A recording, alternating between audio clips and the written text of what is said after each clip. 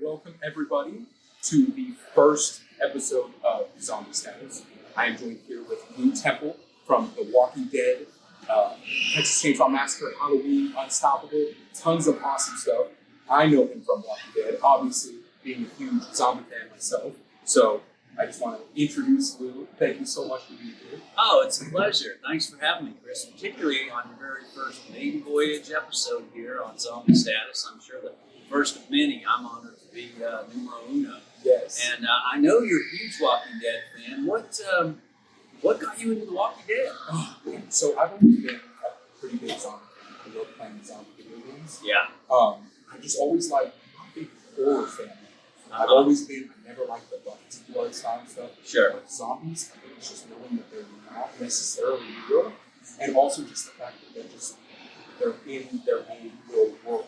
Yeah. You know? And that's kind of, Zombie Status is kind of an interesting way for a podcast. I know it's kind of weird, but it's that whole just feeling like you're kind of in that autopilot in the just for people. I want it to be a little bit about everything but pop culture, horror things. Obviously, zombies is my main bread and butter. You know, I've got my tattoos for it. I'm not going to show it off today. I don't have everything on it, but I just, yeah. So, but I want to ask you, what was it like being part of The Walking Dead back when it was such a huge powerhouse? I mean, obviously, Yeah. it went through so much. You know, it was season 3 was when I got introduced to The Walking Dead. I started on the episode you came in. Oh, so, but I want to know what was it like being a part of something huge like that? I think it was exhilarating and exciting and certainly unknown. We didn't know at that point, in season 3, that the show was as iconic as it became. We didn't understand that it was going to be the zenith of pop culture and the audience was going to be so rabid, so invested every Sunday night. And the numbers that we were doing, the television viewership at home were incredible. Each week we were trying to outdo ourselves. Yeah. But mainly, it was just really great work that validated continued great work. And we knew that we were working particularly for the fan base. We knew that we were working for each other and for Robert Kirkman, who had built the graphic novels. We understood that we were trying to be true to his vision and do justice to these characters that he had so graciously bestowed upon us. And so, you know, interestingly, the breadth of the show in the beginning was built with Frank Darabont at the helm and based on the graphic novels. And Andrew Lincoln, Sarah Wayne Callies, John Barenthal got together and said, look, we're doing a show about zombies. We're not sure. We got 6 episodes this first season. We're not sure that this is going to land, but we are sure that we can do great work. We are sure that we're fine actors and we can present that to the world. And maybe we'll get other jobs out of this. And lo and behold, that great work caught fire. My point with this is that is the credo or the baton that's passed on to you when you come take a job on that show. We do great work here. You're great. We need you to help us continue to do great work. And I think, again, Chris, that's why this show works so well, is because everybody was pulling on the same side of the road, and there was no hierarchy. Everybody was equal on every aspect of the show, every department, and it was, it's rare when you are attached to a project with that kind of sensibility. Right.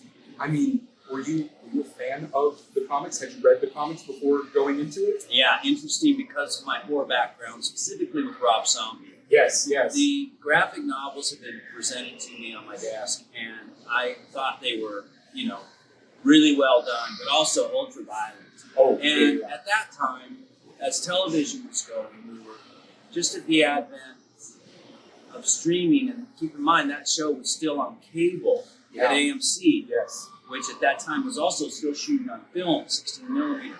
But my point is, I basically had no faith that they could pull this off from the graphic novel and translate it to a network show because it was just too violent. Right. And I never even considered that they could build something like this. And lo and behold, they did. So I had seen a few episodes in the first season, and I was really shocked that they were doing it. Yeah. And I think that's what I'm watching. Yeah. Like, I mean, it's an interesting story. You know, like I've got so many of my family members into it. And every single one of them are like, oh, I don't like scary things. I don't like. But when you're sitting there and you're watching the story unfold, and I think that's I talked to you earlier. We kind of talked about that the show went from being grit to kind of following different stories at one point. That might have been. I mean, the Walking Dead was huge. Like everybody wanted to watch it. It was every Sunday there were watch parties. I know I did watch parties. So yeah. And it just, I mean, it's there, and the fact that the fan base is still. You know, it was a metaphor, I think, for our lives. Yes. I think walkers represent health insurance. I think walkers represent the price of gas. I think walkers represent college and student loans. I think walkers represent a house payment. They represent the obstacles that we deal with day to day. And I felt like we, as an audience, connected with the difficulty of our day-to-day existence. And somehow said, geez, I went through something. I had to make a decision like that with my transmission this morning. Yeah. You know, and so I do find it interesting, or because we do experiences through conventions and podcasts, we get to know our audience and we get to hear, and we started to realize very quickly that we were very relatable, even though no one's actually experienced a zombie apocalypse, but in some way we all have. And your podcast is named Zombie Status, and somewhere each day I think we're all in a zombie status. Yes. We're in a place in our own little world. We're disconnected, and we're just moving forward with maybe no purpose. Yeah. And so I do understand the zombie status, but we also recognize as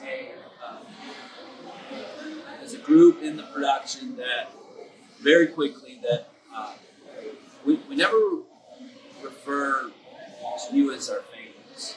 You are our audience, and that audience, then if you're the audience, you're part of the team, and so you're very important to The Walking Dead. Very important.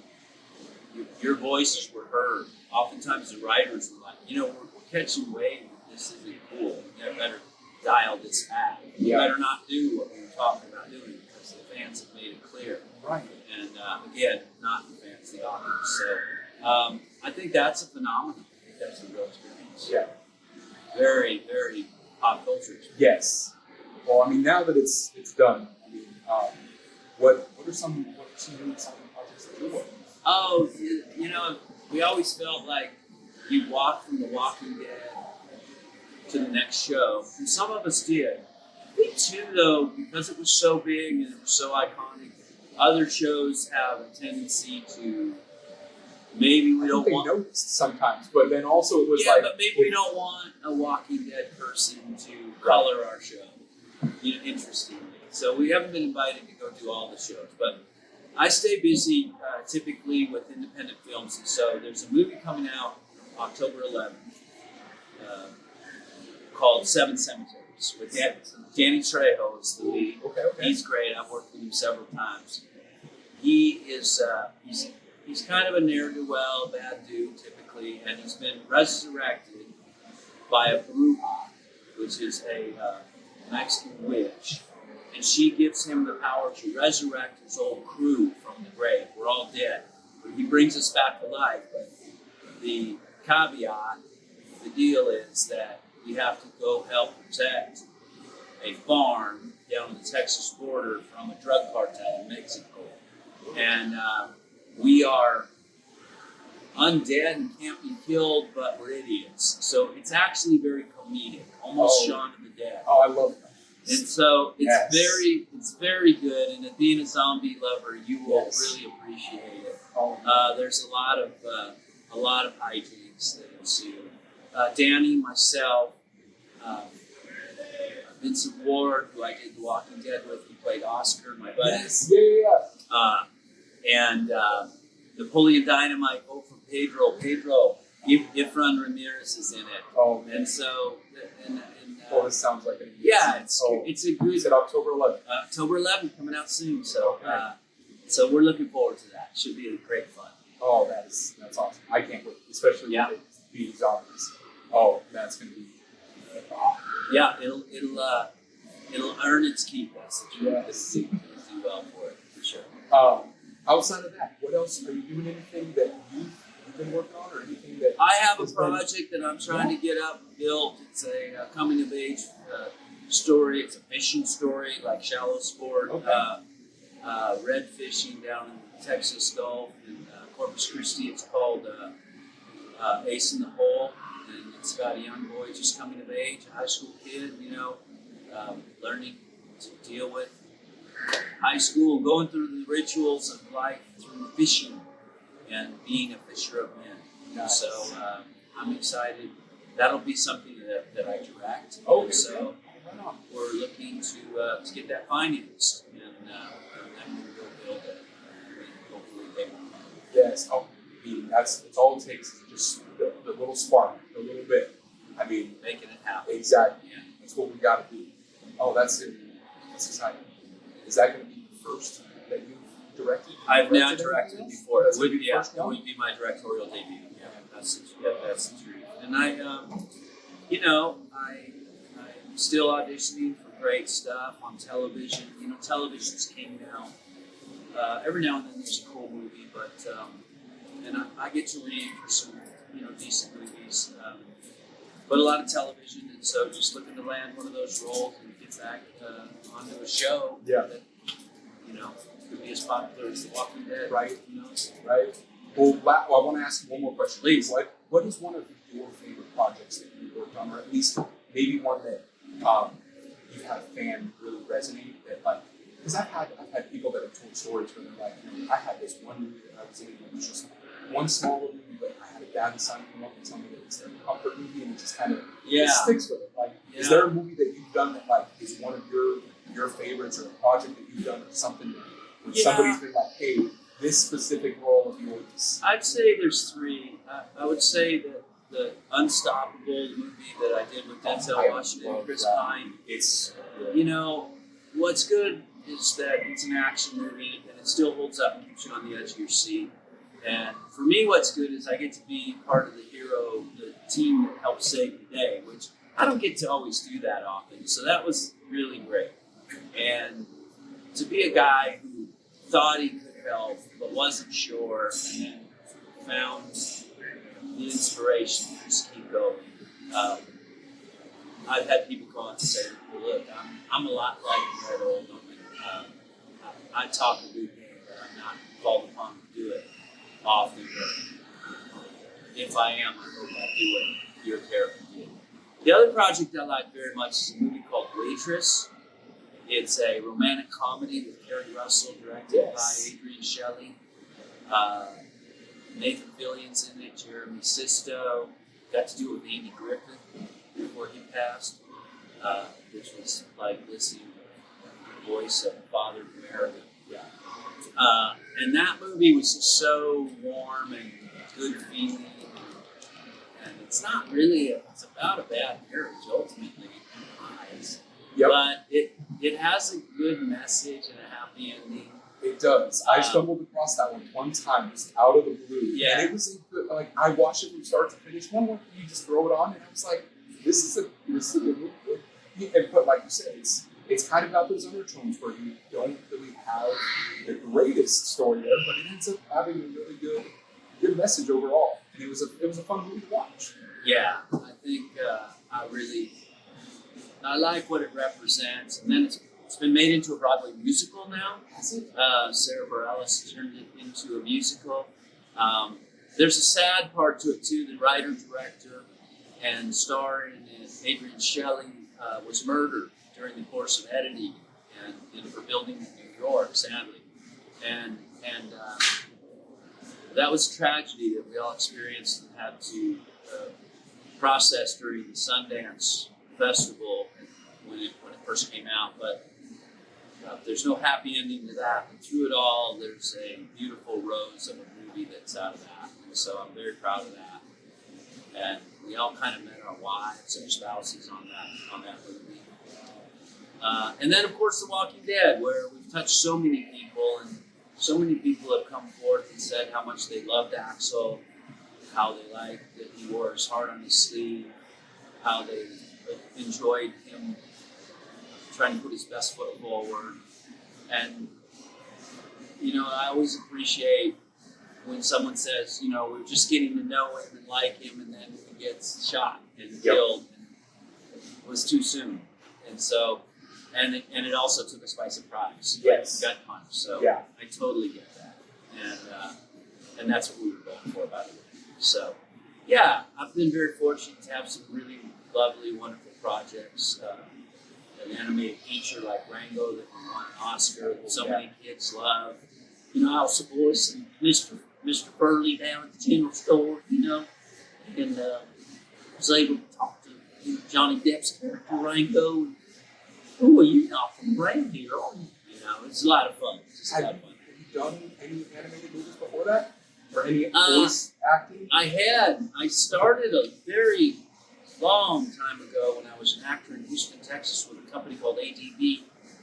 And we did some of the first anime titles like Evangelion, Parasite Dolls, Burn Up W, a couple of other crazy titles, but it was back when we were still trying to match lip flaps. And, it was really old school, but yeah, I've got some anime titles in my pocket. Now, anime, or voice acting has kind of changed a little bit too, right? Huge. So, back in the day, was it like the way that they showed it in the movies at the beginning when they showed the person in the studio and they'd be talking to somebody in another room next to them? You're not all at the same. You're just in your own little things, We're not, right? Yeah. You're just recording your own lines. You just, don't get to go off of anything. And you're just with an engineer doing your thing. A lot of I times. I want to say times. it's harder because I could not imagine having to do something. If I had to try to do it, I feel like I'd mess up. I feel like I'd be better at doing it. Well, sometimes you hear this voice, you have no idea what the character looks like. And then you see what the final product is, and you're like, oh my gosh, if I'd known that I would have used a different voice for something that magnanimous or something that small, I might have, raised it up an octave. So now they're really trying to give you a gauge as to what they're thinking of the character. They send you not just the sides, but maybe an illustration of who the characters are. So you at least have a little bit of reference instead of just going, I'm going to give it my own hope it sticks. But it'll be real big for this mouse, So. That is great. Well, thank you so very much, Chris, it's my pleasure. Thank you for being the very first official guest. We got it. And I hope I can have you again soon. Maybe Be my pleasure. Yep. And it'll be, and I wish you the best on the first directorial debut. I will be one of the first people going to see it when it comes out. Appreciate it. And then that. October 11th. Seven Cemeteries. Yes. Seven Cemeteries. Check it out. You're going to love it. Yes. All right. Thank you. Thank you. Right on.